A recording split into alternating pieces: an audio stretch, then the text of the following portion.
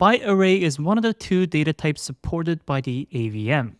To use the byte array type in your contract, you need to import it from the AlgoPy module like this. Algorand Python's bytes type represents the underlying AVM byte array type, and it represents binary data.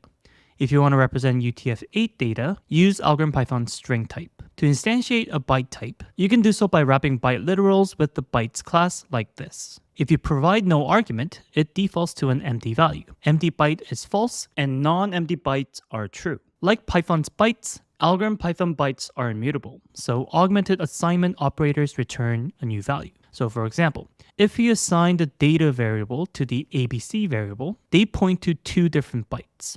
Therefore, if you add more bytes to the data variable, ABC variable will still hold the byte literal ABC, and the data variable will hold the bytes literal ABCDEF. You can index and slice bytes, and both operations return bytes. Now, this is different from Python's behavior. Indexing bytes in Python returns an int, whereas Algorand Python returns bytes. You can check if a byte sequence occurs within another byte sequence like this. You can also iterate through bytes with a for loop. If you want to construct bytes from various encoded values, you can do so like this. Algorand Python also supports various binary manipulations, and last but not least, you can access the byte length with the .length property. For a full code example of byte operations, check the link in the description.